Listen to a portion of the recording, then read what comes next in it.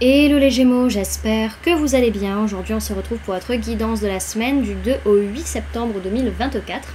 Bien entendu ça reste une guidance générale, donc ne prenez que si ça résonne en vous, que si ça vous parle, c'est très important.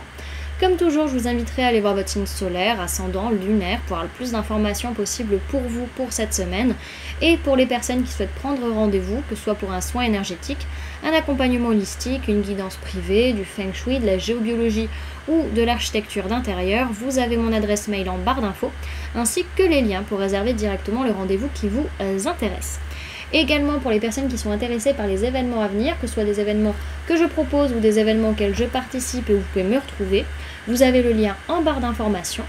Et également, vous pouvez me retrouver sur Facebook, Instagram, LinkedIn et TikTok. Voilà les amis, on est parti pour votre guidance.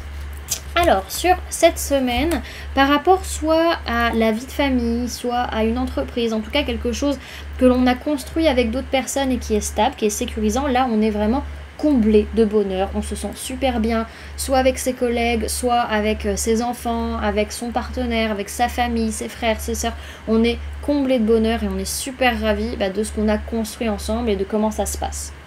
Ok. Alors, sur votre sphère énergétique cette semaine, alors on voit vraiment que vous abandonnez un conflit ou que vous laissez derrière vous les émotions négatives liées à une dispute, liées à un conflit qui ne vous sert plus et qui est inutile. Donc ça c'est très très bien. Ensuite, au niveau matériel physique, votre vie de tous les jours, alors on revient avec ce 10 de pentacle, là, on est vraiment dans une notion soit encore une fois par rapport à une entreprise, soit alors par rapport à la vie de famille qu'on a construite. Pour autant, il n'est pas question d'héritage, il n'est pas question d'hériter de quelque chose de quelqu'un, de recevoir quelque chose de quelqu'un, ou en tout cas il n'est pas question non plus de vivre un karma vis-à-vis de ça, ou de travailler sur le transgénérationnel ou quoi que ce soit là-dessus concrètement parlant. Non. Alors ensuite, sur la sphère professionnelle, alors on peut me parler d'une personne de signe du taureau, par rapport à qui vous vous protégez, vous posez des limites par rapport à une personne que vous aimez, donc ça peut être la personne du signe du taureau en question, ou ça peut être par rapport à une autre personne, en tout cas on reste dans la sphère professionnelle malgré tout.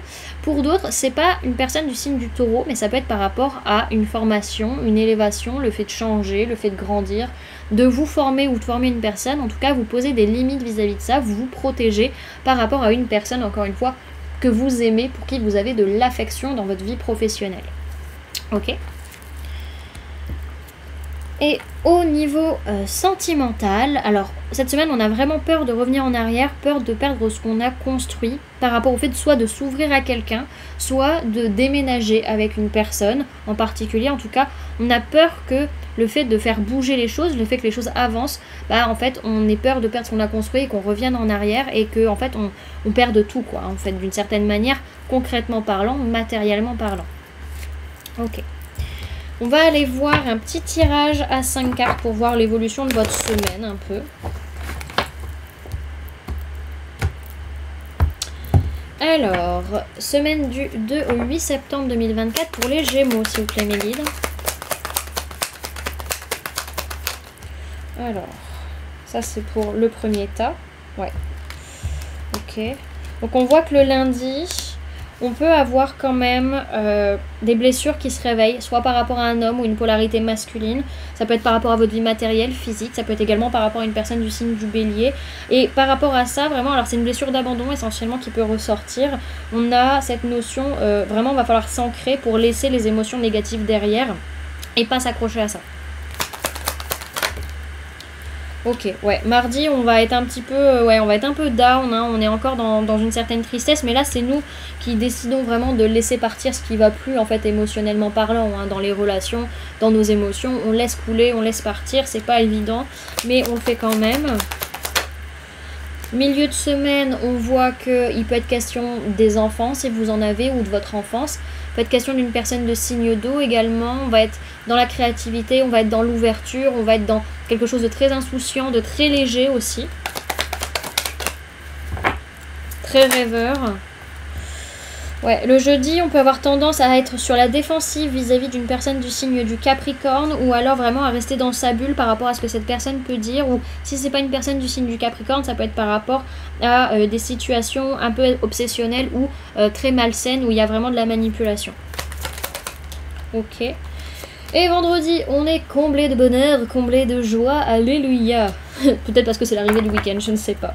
Bon, dans tous les cas, on est vraiment sur une semaine où, début de semaine, c'est compliqué parce que les blessures d'abandon essentiellement ressortent soit par rapport à un homme, une polarité masculine, personne du signe du bélier également. On va devoir s'ancrer, se stabiliser pour accepter de laisser couler les émotions, pour un peu s'en libérer, pas se laisser manipuler par ça tout au long de la semaine, hein, vraiment, parce que c'est surtout lié à un lien d'âme, un lien de cœur, un lien de sang, et qu'il y a besoin d'amener un changement concret, soit au niveau relationnel, soit au niveau émotionnel. Et également, on va avoir ce côté vraiment plutôt vers la deuxième moitié plutôt de la semaine, où on va vraiment avoir une ouverture de cœur et on va se sentir mieux.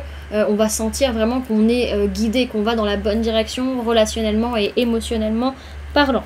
Ok, donc sur le week-end, derrière ce que je vois, on peut me parler d'une personne de signe d'eau, Cancer, Poisson, Scorpion, par rapport à qui vous allez avoir des signes, des synchronicités, des messages. Il y a une notion vraiment où vous allez aller plus en profondeur à l'intérieur de vous, vous laisser traverser par vos émotions, par ce que vous ressentez, et vraiment réussir à capter les messages que l'univers vous envoie, capter les signes et les synchronicités pour aller guérir ces choses émotionnellement parlant. Ok ? Alors, les amis, pour cette semaine, vous avez eu la carte de la prospérité qui nous parle du sabbat de Lita que l'on a passé il y a quelques mois déjà. Alors, on vous parle de puissance solaire, de joie, de partage et de vitalité. Sa formule sacrée, c'est « Je ressens l'énergie solaire ». Son essence, c'est « Sur ma peau dénudée, un parfum sucré s'est déposé ». Aux puissances solaires tant espérées, tu diffuses ta prospérité et je ne songe qu'à profiter. Cette carte symbolise l'état, autrement nommé l'été. Carte des saisons, elle diffuse abondance et énergie. Célébrez, dansez, l'heure est venue de vous nourrir de ces puissants rayons sécurisants. Pouvoir solaire par excellence, rechargez-vous de ces belles énergies. Prospérité et chance vous attendent, les festivités peuvent commencer. Donc on arrive à la fin de l'été, donc profitez bien justement des rayons du soleil les amis avant qu'on arrive dans l'automne. Donc pour cette semaine, on vous dit que vous profitez et que vous rayonnez et on vous conseille de célébrer la vie. Ok. Et enfin, avec l'oracle de la magie lunaire, vous avez eu la carte de Mercure qui est votre planète. Donc on vous dit, c'est le moment d'exprimer ce qui se trouve au creux de ton cœur. Ne conserve pas de non-dits ou de secrets. Tu as le droit de communiquer ce qui est important pour toi afin d'avancer. Voilà du coup les amis, ce que je pouvais vous donner comme information pour cette semaine. J'espère que cette guidance vous aura plu, vous aura parlé, aura pu vous aider. N'hésitez pas à me dire en commentaire comment cette guidance résonne en vous par rapport à ce que vous vivez actuellement. N'hésitez pas également à laisser un j'aime si cette vidéo vous a plu, à la partager si vous le souhaitez, et à vous abonner si ce n'est pas déjà fait en activant la petite cloche qui se trouve juste à côté pour ne louper aucune sortie de vidéo. Également pour les personnes qui souhaitent donner un petit coup de pouce à la chaîne, vous pouvez laisser un merci, vous pouvez devenir membre en cliquant sur le bouton rejoindre ou encore laisser un don via le lien PayPal que vous trouverez en barre d'informations. En attendant les amis, moi je vous remercie d'avoir cliqué sur cette vidéo, d'avoir pris ces quelques minutes avec moi, d'être resté jusqu'à la fin de la guidance. Et puis moi je vous fais du coup plein de gros bisous, prenez bien soin de vous, à très bientôt, bye.